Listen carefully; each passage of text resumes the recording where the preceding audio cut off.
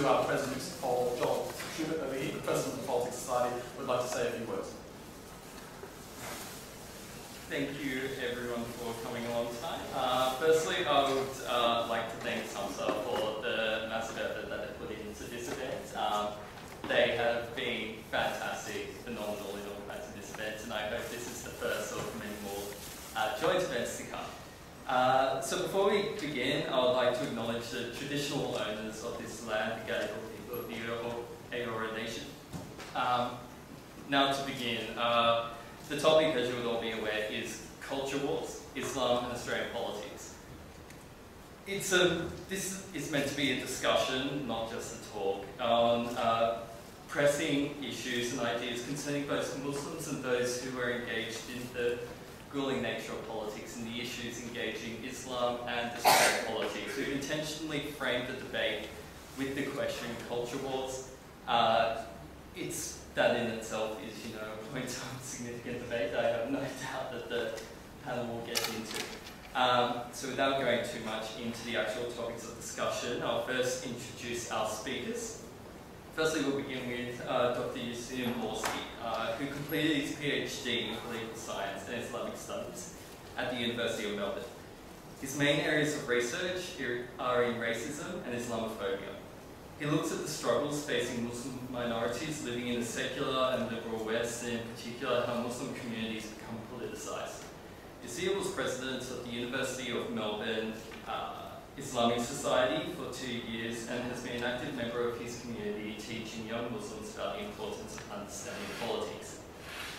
Yassir is currently a postdoc at the University of South Australia, where he researches at the International Centre for Muslim and Non-Muslim Understanding. His primary area of interest is the post-colonial conditions of Muslim minorities. He was born in the UK after his parents migrated from Egypt. Our second speaker is Dr. Mehreen Faruqi, a Pakistani-born Australian politician. She's a great member of the New South Wales Legislative Council since 19th of June 2003, where she was appointed caused by the vacancy of Kate Bannerman. She studied at the University of Engineering and Technology in Lahore and worked as a consultant in Pakistan before moving to Sydney in 1992. She received a master's and PhD in environmental engineering from the University of New South Wales afterwards. She joined the Greens in 2004 and ran as a candidate for the Legislative Assembly seat of Heffron in 2011 and during the 2012 by-election. She was chosen to replace Fairman in 2013, becoming the first Muslim woman elected to any Australian Parliament.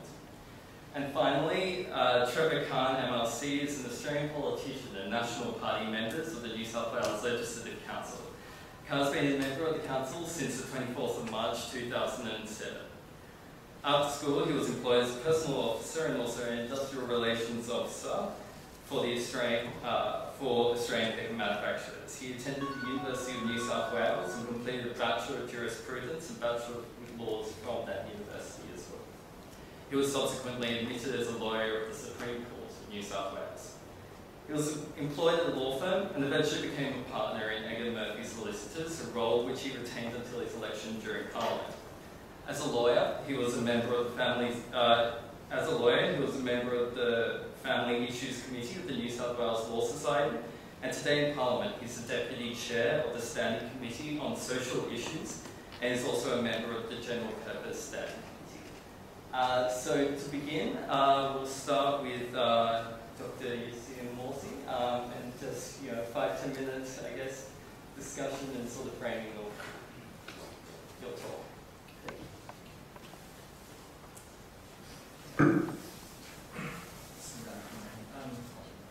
Assalamu alaikum, peace be upon you all. Thank you for attending the talk. I'd like to thank both the Politics Society and SAMHSA. If anybody has problems hearing, you can please just put your hand up. Wow, that's not even the fourth row.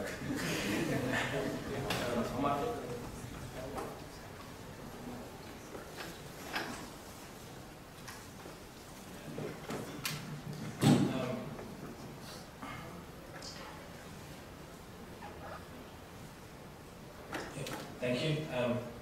Again, thank you for coming and to fellow speakers, and of course also spiritualizing. So I've got 10 minutes approximately to kind of frame the question, and I was praying I wouldn't go first, but since I'll have to explain in a sense how I determine these three key words: culture, war, and the word and.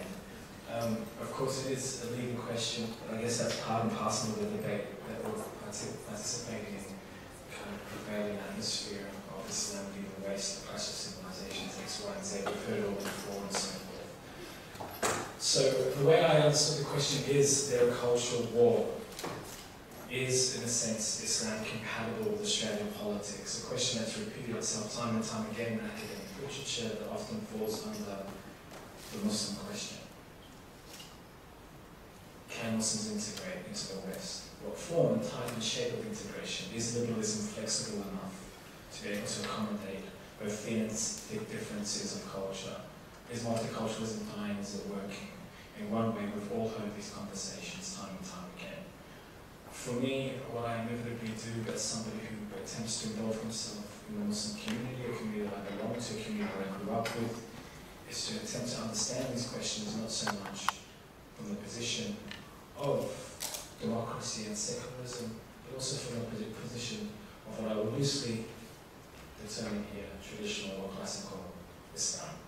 That said, my typical disclaimer that I say every time: I'm not a scholar in Islam, and everything I say will probably be an error, so take that as you will. How then do I understand or answer the question? Is that cool?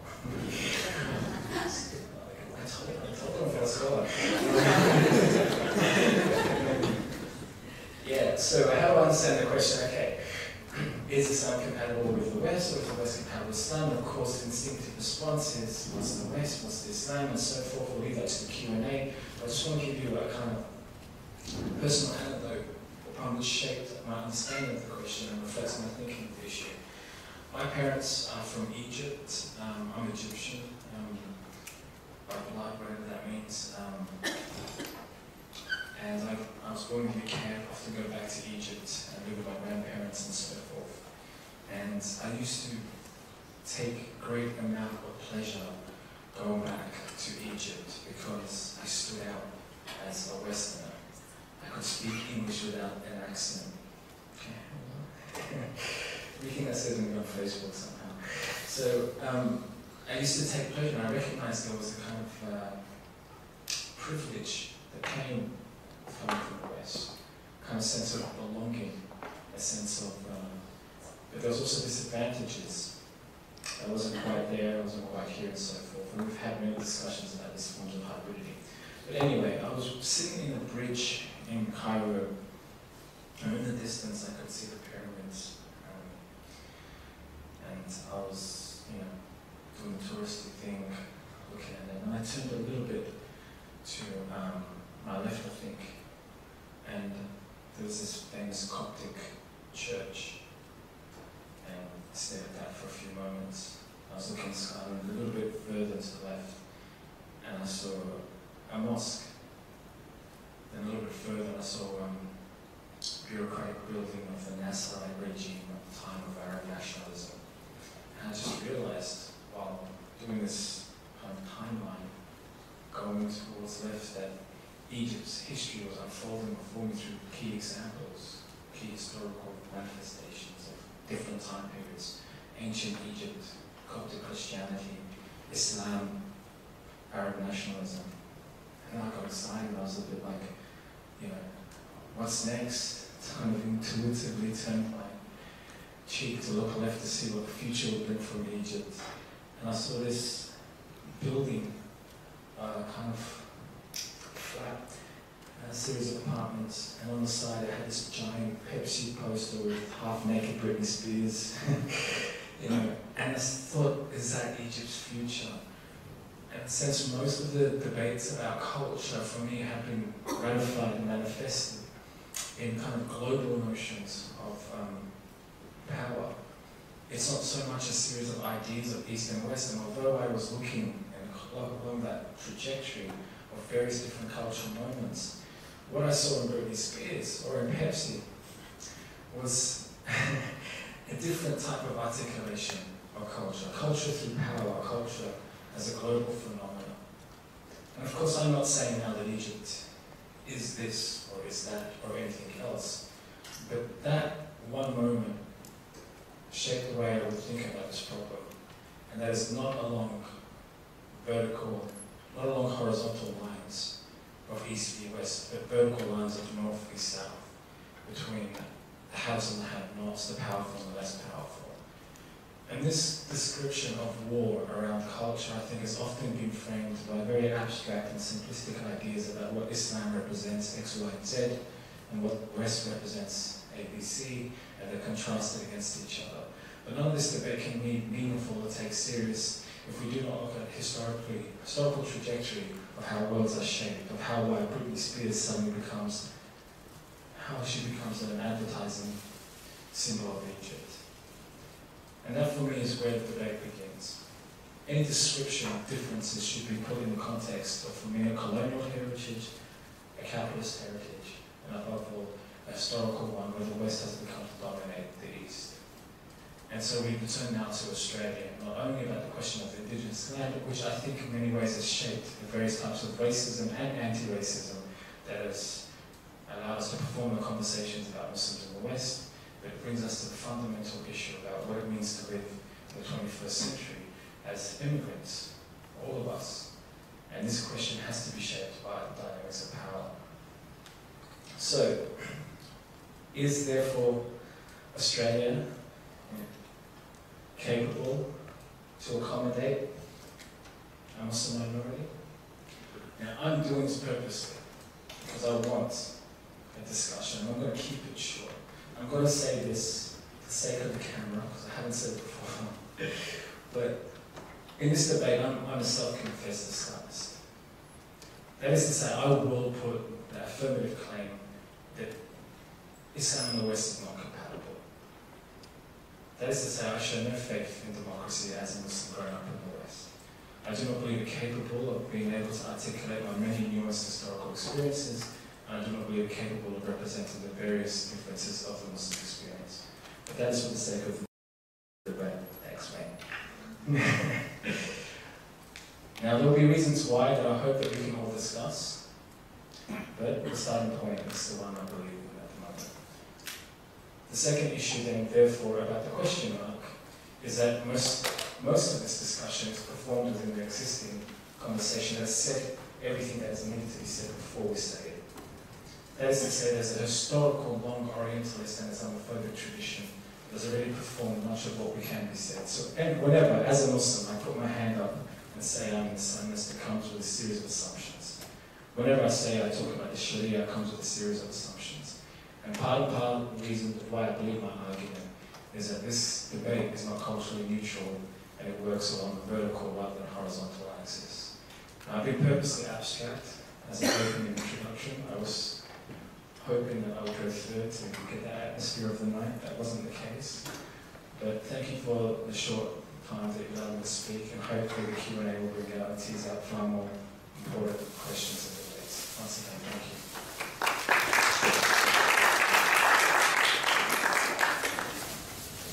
Thank you very much for that start. We'll now move on to our second speaker. Pretty loud. I'm used to big lecture theatre, so hopefully you can all hear me. Good evening and assalamu alaikum. Thank you very much for inviting me here today to participate in this conversation, which I'm hoping it will be exciting and with differences of opinion and diversity in our debate. I'll also start by acknowledging the traditional custodians of the land we're meeting on, the Gadigal people of the Eora Nation, and pay my respects to their elders past and present. This land always has been and always will be Aboriginal land. And it's great to be here to talk about an issue that has been raised quite often with me, especially since I have taken up my role as a Greens MP, and especially in the context of media interest, because I was kind of, when I took my role as a Greens MP in New South Wales Parliament last year, there was quite a bit of media interest in me being the first Muslim MP or Muslim woman MP in any Australian Parliament. And it's also great to be back in a uni, because I have spent much of my time in Australia studying as well as teaching at the University of New South Wales. It's good to cross the divide and come to Sydney today. When considering the relationship between Islam and politics, and religion and politics more broadly, I think the first thing we have to recognize is that no religion or culture is homogeneous. So yes, we can say we're an Islamist or whatever other form of description you might want to use for various Muslims, but I think it's really important that any discussion of a relationship between religion and political system has to factor that in, that most religions are, if I can use that term, broad churches, whether it's Islam or whether it's Hinduism or whether it's Judaism or Christianity. And Muslims do have many different experiences and backgrounds and beliefs that affect the way that we interact with any political system, whether it be an Australian political system or Pakistan, where I grew up, or generally how we interact with society as well, both in countries of our origin and in countries where we have migrated to. I grew up in a Muslim family in Pakistan in the 1970s. In Pakistan, around 95% of the population is Muslim. So for me and people living around me, we never gave it even a second thought, really. It was not a big issue of debate. It was, in that sense, it was a homogeneous society. And like most families in my neighborhood, I grew up observing traditions such as not drinking alcohol, not eating pork, fasting during Ramadan, and praying during the day. As well as being raised in accordance with that particular tradition, there were so many other traditional customs that I was raised with as well. And many of those have evolved through thousands of years of civilization in the Indian subcontinent.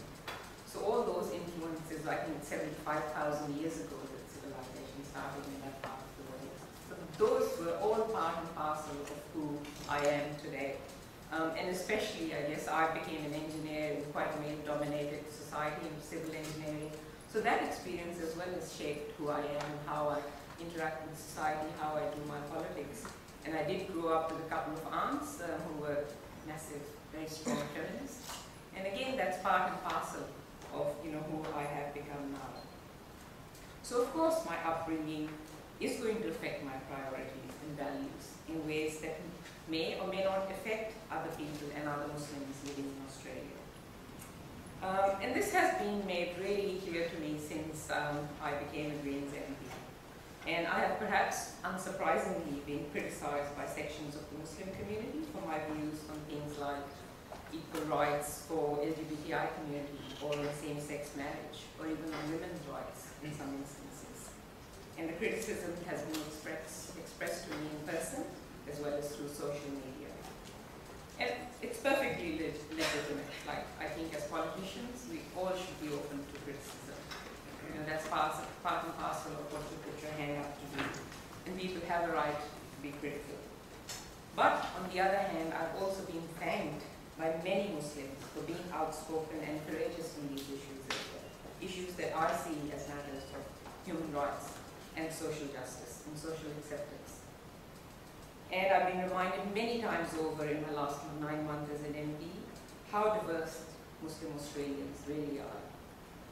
And indeed, perhaps the biggest failing of mainstream media in portraying Islam in Australia, and there have been many failings, I have to tell you that, has been the inability to show the diverse nature of Muslim experience in Australia.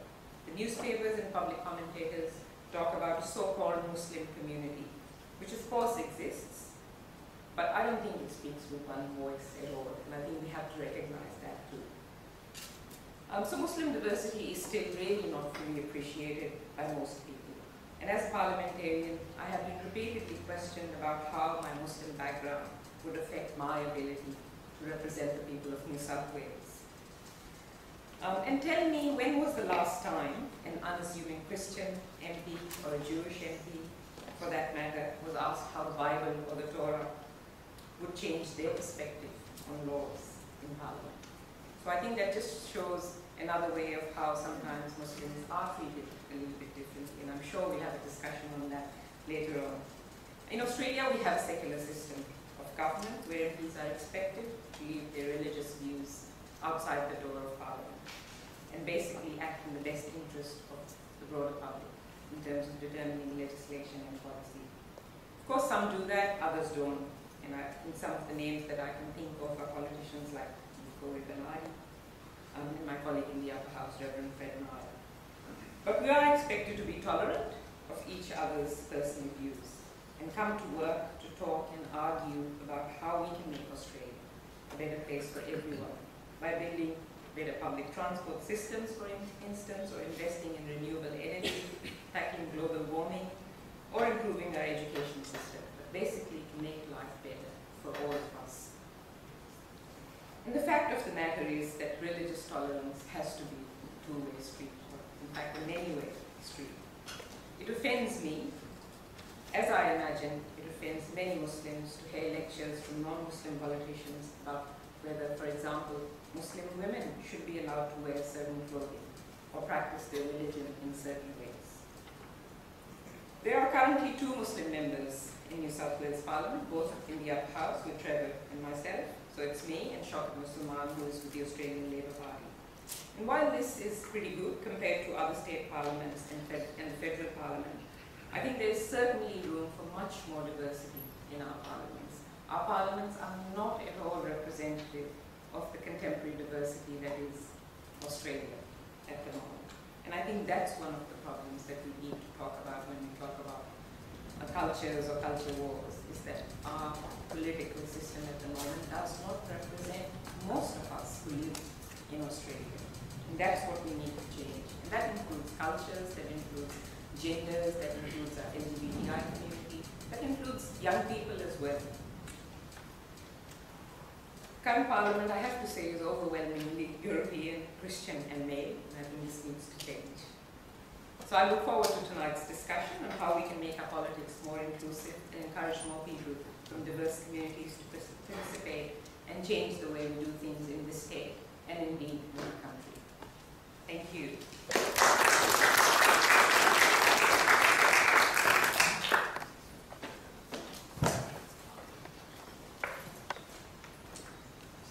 And now to conclude the speaking part of our discussion, Trevor.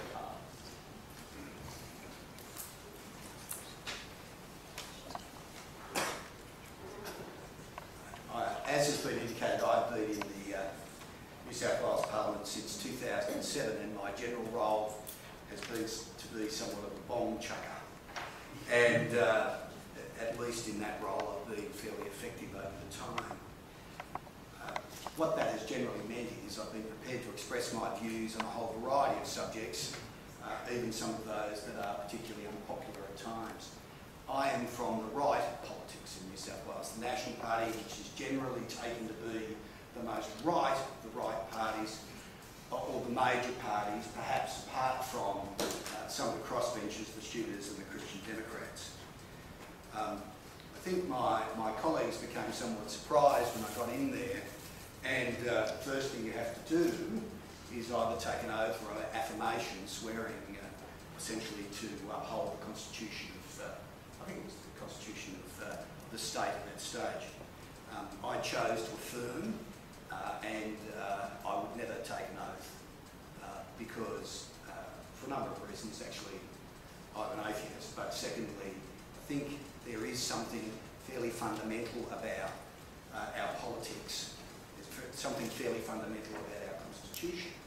If you look at section 116 of the Constitution, it sets out essentially that we are a secular state, that there is to be no differentiation.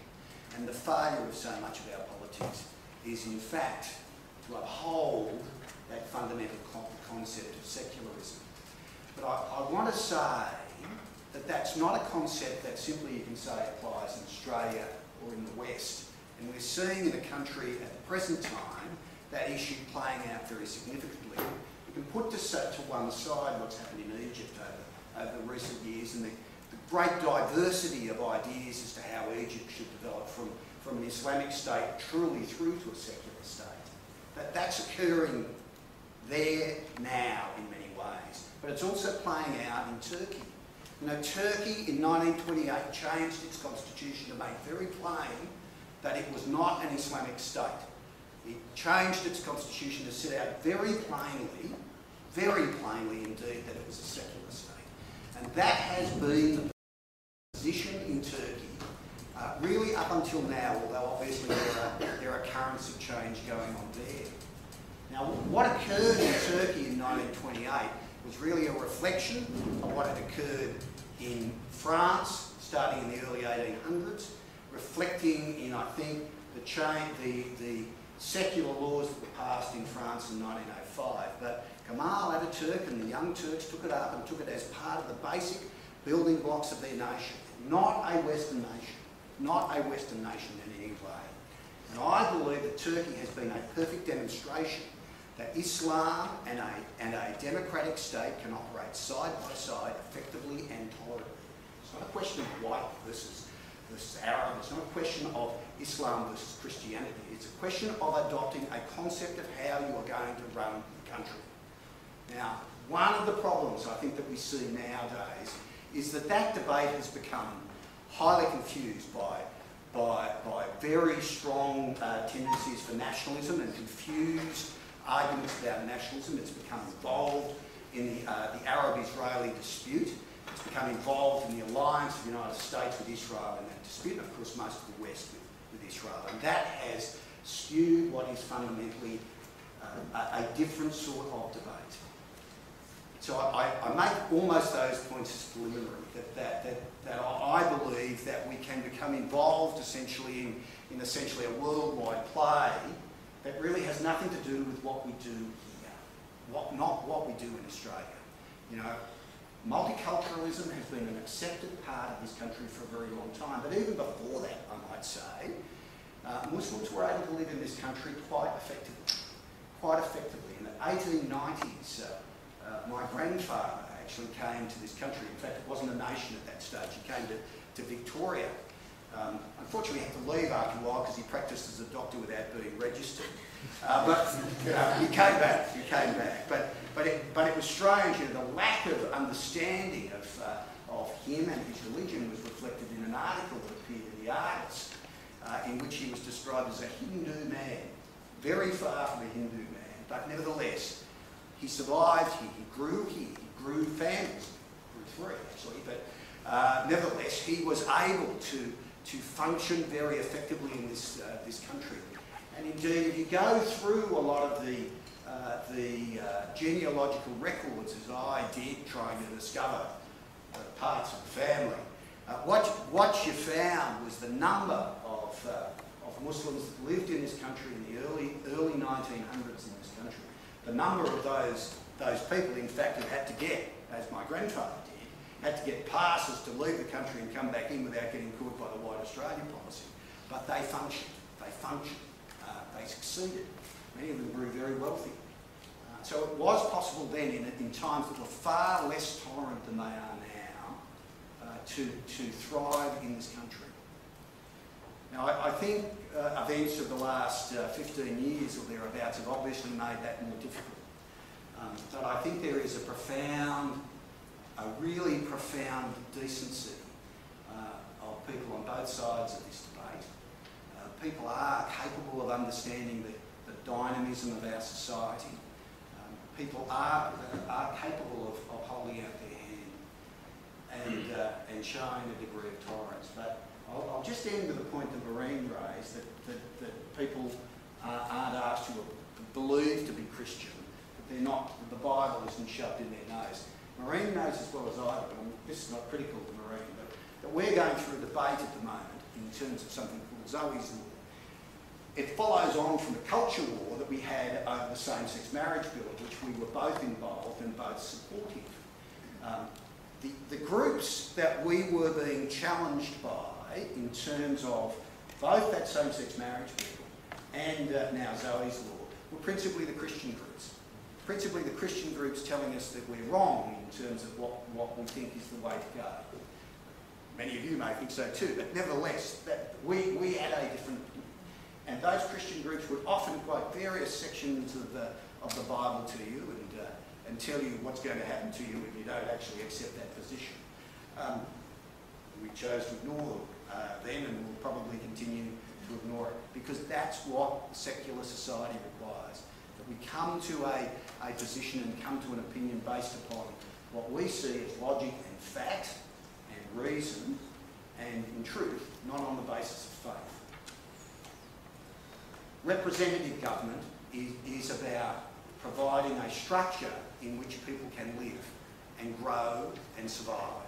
It's ensuring that, in terms of our anti-discrimination laws and the like, a point that I think probably Mehreen and I disagree on, that there are appropriate exemptions for religious groups, irrespective of which religious group that is, to allow them to practice their faiths without interference from the state. That principle is the same principle as Kemalism, adopted after the 1928 constitutional change. It is allowing a religious system and a secular democratic system to operate side by side and operate harmoniously. If you can do it in Turkey, you can do it here. We have done it here, and we will do it better in the future, there's no doubt. But it is truly an achievable outcome, notwithstanding the difficulties that have existed over recent time.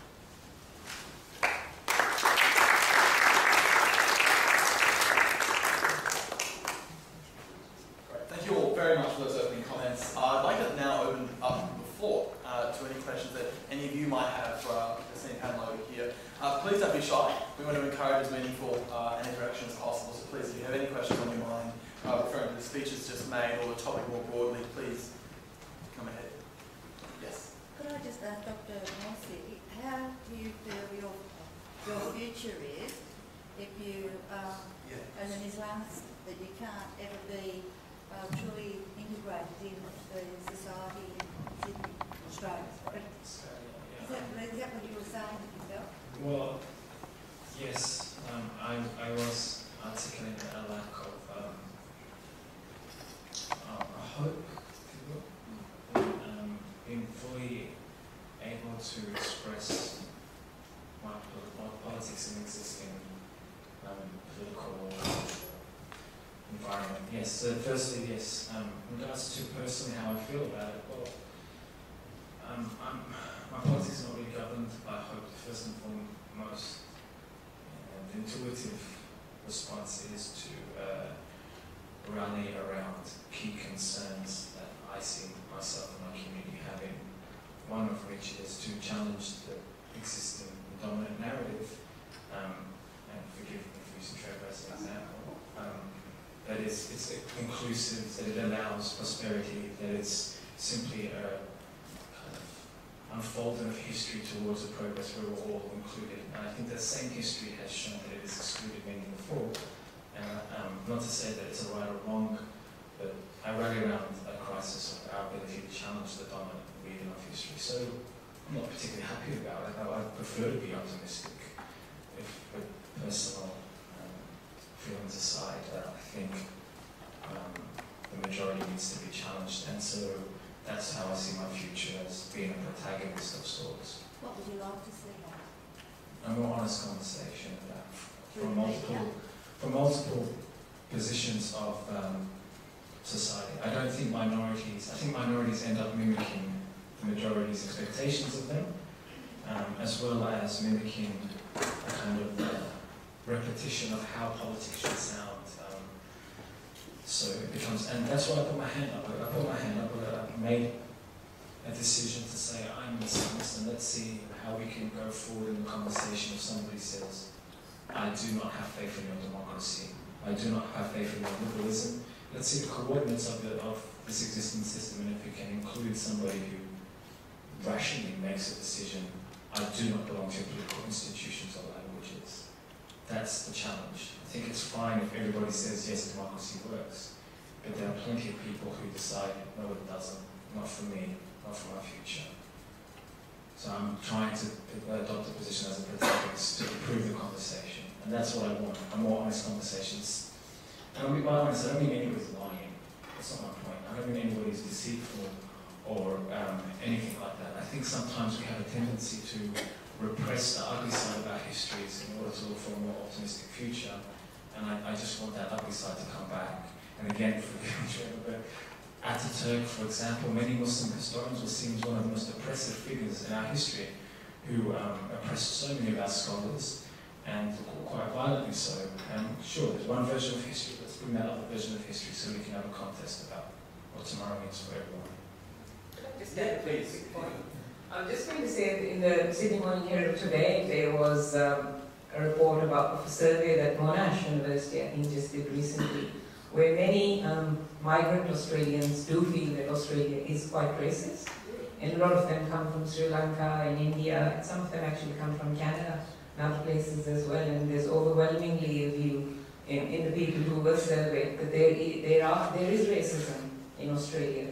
And so we can't ignore that. You know, we'll never be able to move forward if we ignore those, particular ideas and views that people have. And I also came across a statistic about Muslims, and it says that average wage of Muslims in Australia is actually lower than our national average. So those are things we do really need to bring out and talk about. And that's why I said that's why we need more diversity in politics, and not just at the parliamentary level, but people who are able to speak. And if we are truly a secular and a democratic nation, then we should be able to accommodate any strand of any religion, really, within our societies, and allow that freedom of speech and for people's voices to be heard and to make a difference to people's lives. I think, if I could just make a point to Dr. Morsi, and I'd like to encourage you a little, in the sense that in my working life, as someone born and bred in Australia, in the late 60s, for example, if you were Catholic, there were many companies in this very city that would not employ you because you were a Catholic. If you were a Protestant, there were many companies that would not employ you, they would not give you a job purely and simply because your qualifications were outstanding, but down the bottom they asked for your religion, you put C or B, you were lying through the thing, you were not going to get the job. So I encourage you to be a little bit optimistic, because that has gradually broken itself down. And hopefully, Thank you. Thanks. Are there anyone else? Yes. Just to add to his point, I think it's very important that Australia's progression from having like policies such as assimilation and eventually working its way down to multiculturalism, that there has been a positive evolution towards minorities and towards religious groups. And I think as Muslims, it's very important for us to recognise that we do live in a big country compared to what's out there. It's fearful when you use Ataturk as an example, because he ran for like 2 decades without like any form of election. He shut down mosques and all this other stuff. So that's a scary example for us. And we hope that we never go to that kind of an example. But in Australia, we are working towards a better future. Another thing if I may, that's very interesting. I've heard the word progression and evolution a lot. Does the panel think that it is inevitable then? Is there such a thing as a progression that we can't stop? Is there going to be degradation and acceptance of Islam in Australia? Or perhaps is there a world in which that doesn't ever happen? Look, the answer is that nothing is inevitable. Nothing is inevitable.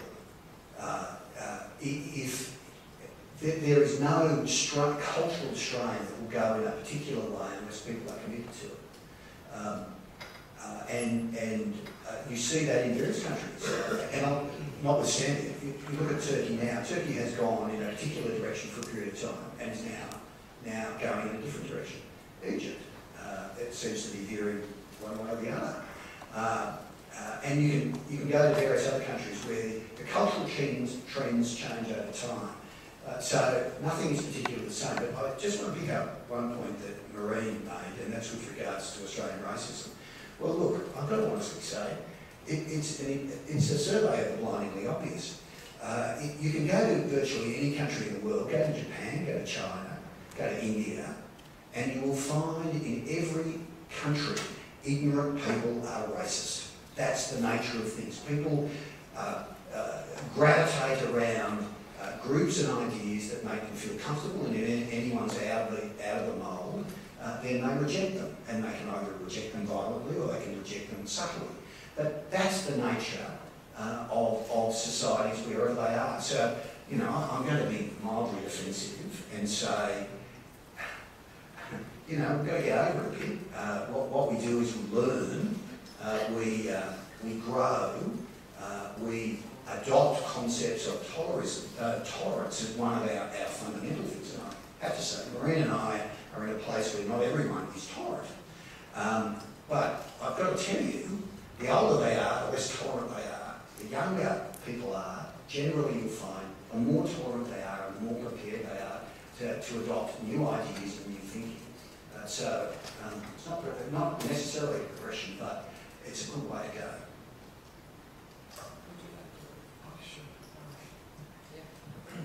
Firstly, in response to the notion of progress, it's a very enlightenment kind of word and language. I have a comment to make in regards to the very short conversation we had there. When I claim that I choose to be a protagonist outside of the system, that's not an exit. It's not an attempt to run away. It is an attempt to recognise that a truth can be stated when one stands in opposition to something. I don't need to have faith in the very thing that I want to improve or progress. In fact, I want to be its antagonist. Let's see how much you can appropriate of the Sharia. If I begin from a starting point, because the nature of power is, power won't give you anything until it compromises, allows you to compromise. So the question isn't, will one day Australia accept Islam? I guarantee it will. The real question is, what type of Islam? Or what, that's the real question. How much are we going to compromise in order to feel belong? I don't know much about Christianity or Judaism or any other religion, so I open this up to the conversation. As we evolve along fairly capitalist secular lines, what's happened to religion? And Muslims have to ask that question. Sure, would be accepted. I can be accepted now if I wanted to. It's not hard. It's a little bit hard. That's the first question. Now, I'm quite passionate about the next point, and forgive me if I kind of express that passion. I absolutely reject the idea that racism is universal. It is not. It is deeply historical, and it should not be seen as ignorance. There's a fiction here by mainstream Australia to assume that racism is simply about ignorance. It's not. Racism should be seen materially, economically, and politically. It has constructed a world of north east south, including here in Australia. And the idea that racism is simply not my tolerance of you is one symptom of it. Now, racism, therefore, historically has affected other people far more than it's affected some. Indigenous people suffer racism far more than, say, white Australians. Not because one is ignorant and the other isn't. Simply because institutionally, politically, materially, that's the way it's organised. So it's not a coincidence the vast majority of the world that live under $2 a day come from the tricontinental places of the world, because that is a result of colonialism. So I agree at one level. There are ignorant people everywhere, but I disagree. That should be our vector and way to understand racism. That should not be how we understand racism. It is simply about distribution of power and privilege, and that's far better way. And that's what I mean when we begin to speak from a position of a minority. We begin to introduce something into the conversation that is necessarily missing. I've got to be honest, and I'll finish on this. I don't get offended if somebody calls me a terrorist. I don't care. I don't valorize the gays. I don't think you come backwards, good for you. I don't care. I care when people call me a terrorist and backward that justifies a war narrative that inevitably oppresses other countries. That's what I care about. I care when that narrative is embedded into power structures. Not the fact that you think I can't drive or beat my wife. I don't, like, good for you. Yeah, in fact, sorry for my wife, I don't beat her, by the way. You should care if I do that, actually. Right, but that's my point. Now, look, I can have a conversation all day with Trevor, and I think we'll get somewhere with them, and that's my point, the conversation. I just think, and I know I said I'd conclude, in fact I will, but yeah, I think a version of history from the position of the less powerful is what's needed. So, I just very quickly add a couple of points, and one of the ones is that wherever we want to move to, whatever type of society we want to move to, there has to be a deliberate attempt to do that.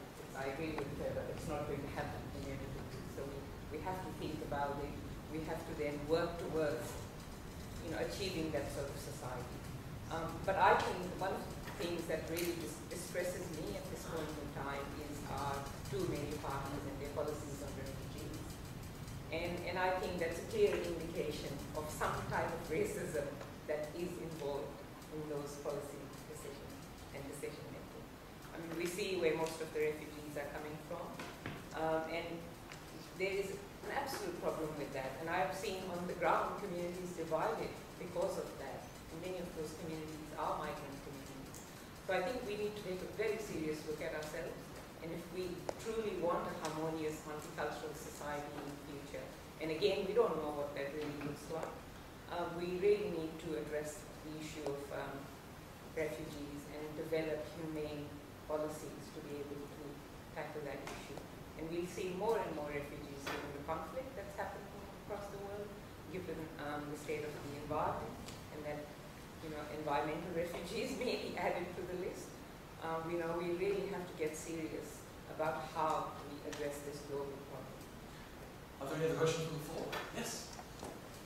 Half comment, half question. Yes. Okay.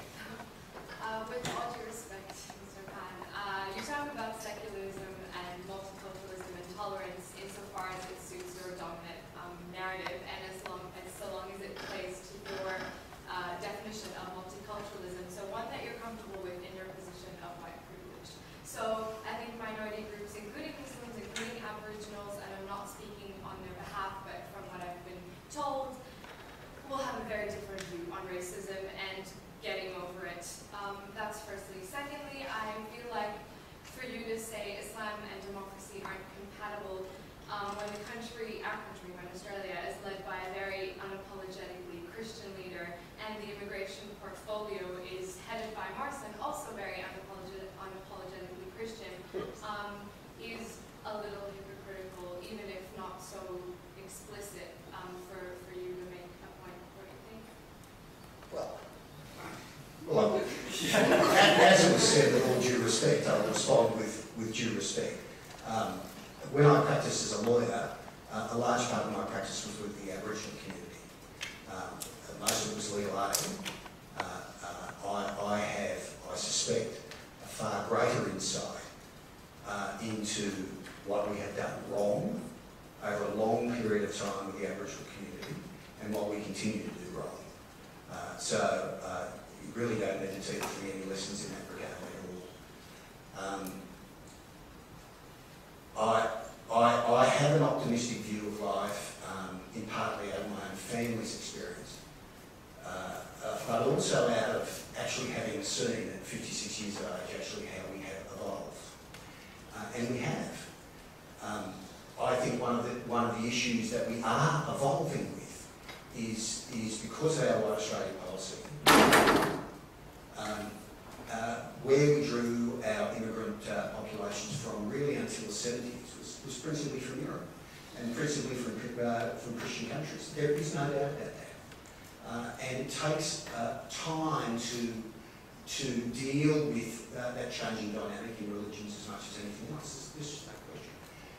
Whether it's hypocritical or not, well, you can make up your own mind. Whether because we're led by a person who has a faith, well, that's his call. That's the whole point of it.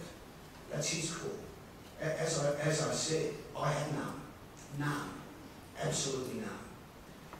And I take a different position from that Prime Minister and probably a lot of other people on a whole variety of issues because I come to my position in a different way. But I can tell you this, because again, I'm in the National Party, I can tell you this, even though I have vastly different positions from many of those people in my party, they are tolerant enough. Actually, the press election coming up in a fortnight's time will just find out how tolerant they are. They are tolerant enough to accept that I have a different view on a whole variety of things. The Labor Party, and I perish the thought that I speak for the Labor Party because it's a long time since I was a member of that party. But the Labor Party has evolved in a whole variety of ways on a whole variety of issues as well. So each party moves on in their own way. All of them take a different pace. But, again, it's not necessarily a question of hypocrisy or lying or whatever you might think. We all have different views and we all develop in our own ways. We all try and progress, hopefully, to a better and more tolerant society. Some people are less enthusiastic about that than others, but, again, that's the nature of things. I think one of the key points that was mentioned there was white privilege. And I think that's the position which is under the criteria. Let's say everything that you said is fairly reasonable and rational and meaningful, but it comes from a position of privilege. When we say let's evolve together, the reality is the vast majority of the world's immigrants do not have the material, economic or political know-how to evolve because they're under a system that requires success to come at the expense of others. So we have to be cautious about politics when we fly the flag of let's all together move forward. No, we can't do that because our moving forward actually hinders others. And so let's not speak of a politics of optimism without recognizing that our optimism is actually at the expense of the way other people live their lives. It's not a choice. I don't think everybody wakes up and says, you know what, I'm going to hate my life. You know? I think it's the result of experiences, and those experiences have to be articulated. So it's not so much that you're wrong or right. For me, it's let's be cautious. I mean, this is one of my most haunting lessons in my life. It took me a while to realize I'm really privileged by living in this country. And that was fantastic until it became a nightmare when I realized my privilege comes at the expense of so many others. It's no coincidence. Our wealth is born from other people's poverty. And I think the position here is talking about if you're going to have your politics, at least at the very let's critique the grounds upon which it grows out of, which is, in this sense, spoken in race theory as white privileges. I'm sorry to assume that's what you meant, but I was going to that anyways. Arrow privilege. Anybody else have any further questions? Yes. Trevor, I just wanted to question the assumed neutrality of secularism. Many could suggest that rather than a neutrality, there's an imposed superiority that secularism has inherent within it. So I just want to question that because you mentioned that we're free to practice our religion, but under secularism, there's always going to be red lines, right? You're not going to be free to, for example, question secularism itself or question democracy itself, or, for example, advocate for a caliphate or Sharia law, or any number of things. Even the face veil has become an issue. So I think that we should have a bit more of a discussion on this assumed neutrality, which I don't think actually exists. And also you made a further comment, which was that decisions based upon secularism are rational and logical, which almost implies, and maybe this wasn't your intention, but it almost implies that decisions that have come from religion are irrational and illogical. So I just thought I'd put that out there. Maybe how do you feel about that, Joel? Well, I'm a wrong joke. Let me say that secularism is based upon the concept that certain fundamentals of it are not up for discussion. I'll agree with you. Under secularism, there is no alternative but a secular state and a democratic state. Those are fundamental underpinnings of what I see as the Australian state. I can't give you I don't wish to give you, in a sense, a better answer, or sugarcoat that answer. And the second point was, which I've now forgotten. The second point was that you mentioned that decisions that you make coming from a secular point of view are rational and logical. You mentioned those two words, which seems to imply that decisions that come from religion or any other point of view other than secularism are inherently going to be irrational and logical. No, I don't think they're inherently, but when Copernicus developed his theory of astronomy, and then when Galileo, some 100 years later or thereabouts, was dragged before various church courts because the sun revolved around the Earth, logic didn't have a very good time against faith. If one adopts as a criteria, in a sense, scientific method, then you will come up with occasions where faith says one thing and scientific method and, to be honest, logic says another. Some people adopt the faith. You talk in terms of Christian concepts. You continue to have, you'll see in the United States, the surveys done as to how old the Earth is, and 44% of the people say it's 6,000 years old. And the people and dinosaurs were walking together. That's a faith-based outcome. But it actually doesn't stand the test of logic. in any way. And there's so many other alternatives, so many other examples. But you know, I come at this from the point of view that I am an atheist. The faith experience for me was lost a very long time ago for a whole variety of reasons. So again, maybe I don't give the answer that I should, but that's the position that I adopt. So just to kind of, Trevor, that was the European or the Western experience with Catholicism, but Islam didn't have the same experience when we dealt with science. We didn't have this oppressive and one-minded view towards it, so it's quite difficult to kind of imply that kind of experience or that kind of history. No, I actually accept that. I fully accept that. I fully accept that the ignorance in the West was not replicated. I fully understand that. But I was using it as an example, and that's all I was doing. I was not implying that that's the same. Having been in the New South Wales Parliament for about 9 months now, I can know you that there are times when there is absolutely no rationality or logic that applies in that chamber. So I think we should dispel this myth pretty quickly. But in terms of secularism, see, one of the reasons I left Pakistan really was because it was formed as a secular state. And as I was growing up in my 80s, it did get really overtaken by a certain dominant view of Islam, which basically was taking away women's rights, and it still is, and the rights of minorities. And I didn't agree with that view at all. So, you know, I am a staunch supporter of secularism.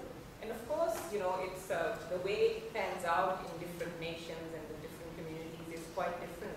So I think there's always room to have that debate on how democracy and secularism works in Australia. Absolutely. Yeah, sorry, Paul, one second, Trevor wants to say one word. There's a repercussion for international and domestic politics. And the kind of religion that's being promoted in Pakistan is an interpretation of America's foreign policy, British foreign policy, and Australian foreign policy. These are extremist interpretations of the religion.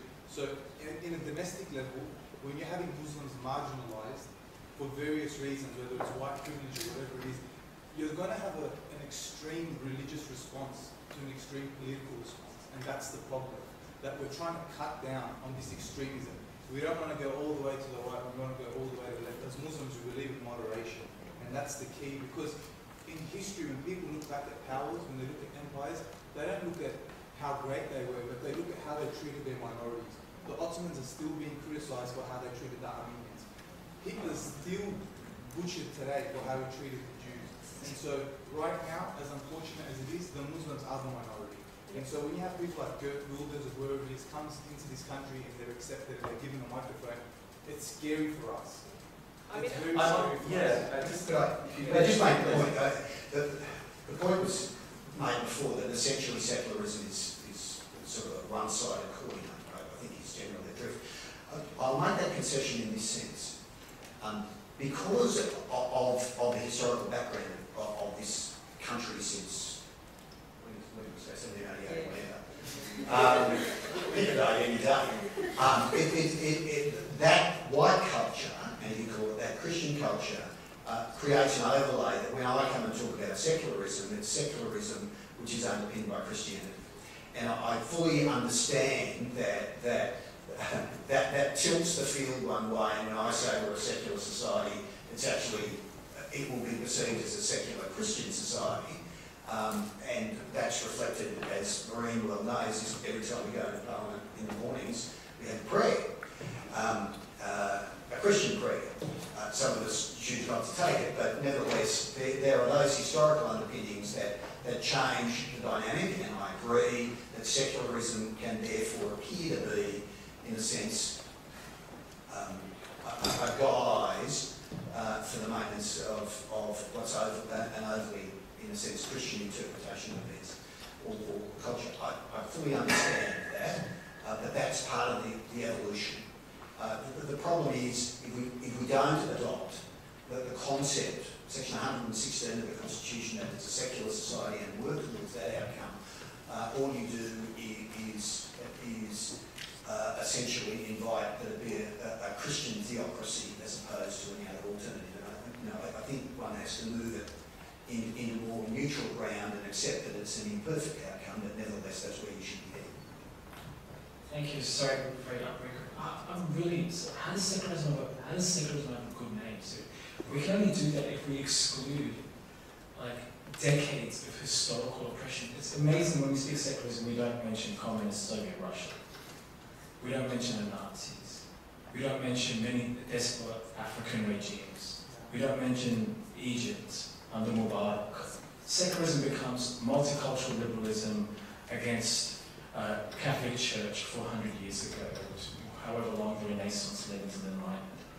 The entire modernity has been shaped by a colonial kind of experience, including Pakistan. And it's just amazing how secularism goes unchallenged. Every nuance of Islamic governance has been questioned and put under the spotlight. Every single nuance, from notions of patriarchy to distribution of wealth, to the idea of distributing rights to minorities, but somehow secularism can have a blind spot of almost a century. How is Soviet Russia not an example of where secularism goes wrong? So then we have to talk about liberalism. And liberalism is an entirely different discussion which requires, if you will, a conceptualization of the human being which is ultimately rational, abstract, and requires you all to relegate your historical gender, race, religion to some secondary and unimportant category before the law and institution. This isn't a neutral debate. Secularism is one of the most violent historical examples that has shaped not only how we experience self, but how we treat others. And I find it fascinating that it has such a good name. That's me personally. But as I said, it's honest.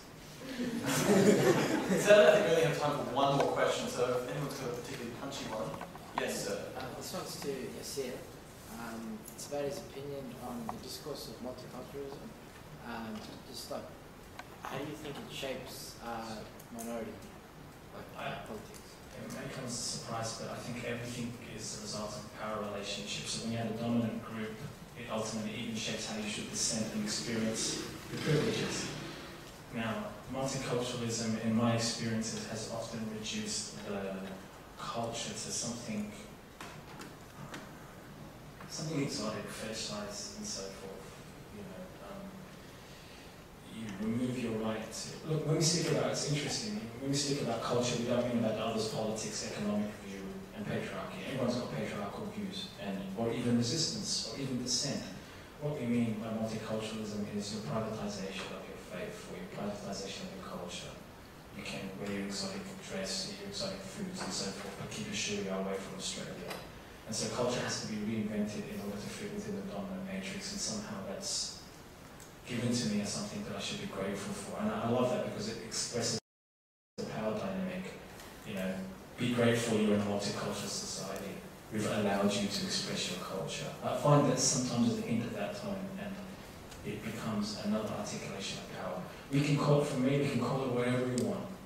But unless you challenge the hierarchical power relationship of majority v minority and allow a challenge to come from below, whatever it is will be manifest. Doesn't matter if it's a good policy or bad policy, it will be manifest with a privilege over the majority of the minority. Until minorities have a historical, political discourse of their own to challenge the majority. And for that reason and that reason alone, I just don't have faith in democracy because it will always bring us back to the sensibilities of power. So what's your alternative? What's your alternative?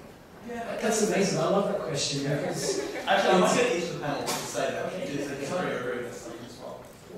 It's amazing. Now, forgive me, I don't mean to be rude, but it's such a narrow view of history. I mean, the assumption is that there are no other historical... What's your alternative? My alternative is I can't say my alternative because it only triggers certain forms of... My alternative is Islam. What else would it be? Why wouldn't it be? Yeah, how is that happening? In a kind of A to Z happening? No, in Australia. Yeah, in a tangible way, it's really going to make a difference. Like, To who? if you can sum it up. To Australia. We're talking about Australian My solution to Australia is not Islam. My solution to my minority group is Islam. I'm not here to convert you all. I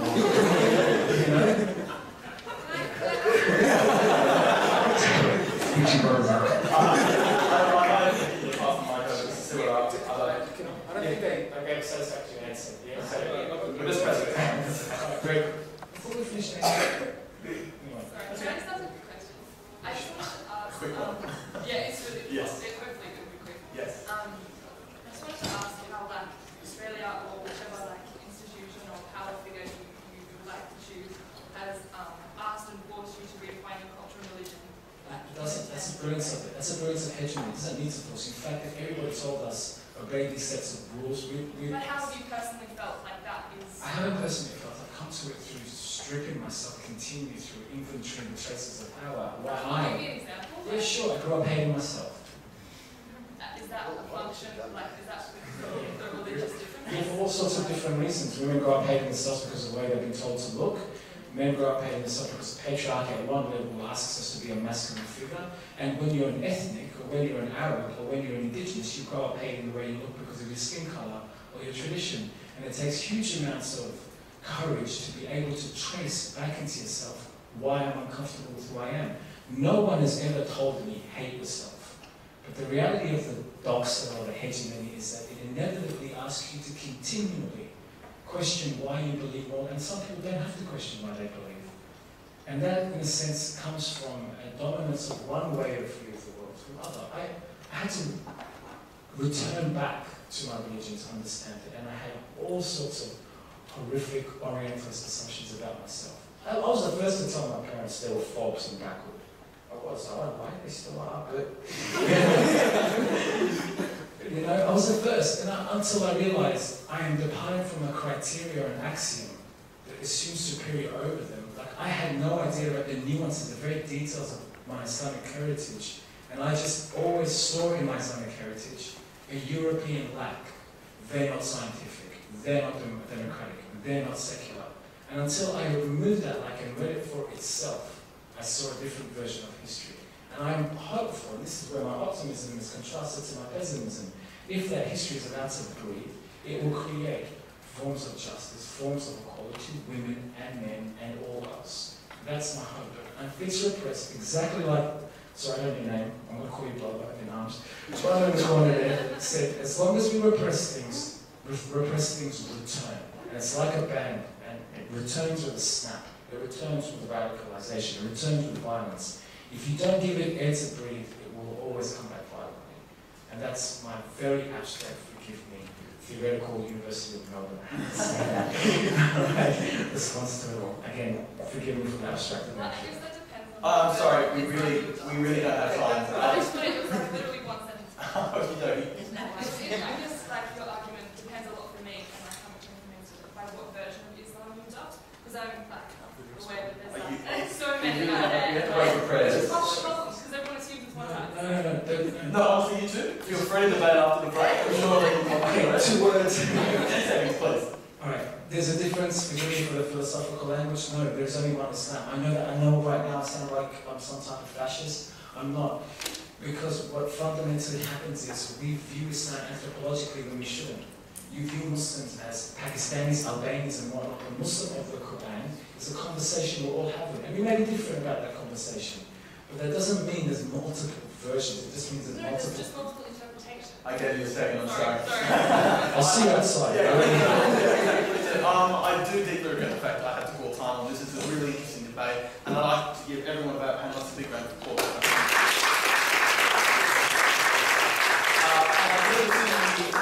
Association President would like to say a few words. Thank you or anything like that. Just very briefly, just like to thank everyone for attending today's debate, and hopefully it was a stimulating discussion. On behalf of the Muslim Society and Pulsar, I'd just like to present each guest speaker with a token of appreciation. Yes, Thank you very much. If you guys have any questions, then yeah, you can approach the panelists after. Thank you very much. Thank you.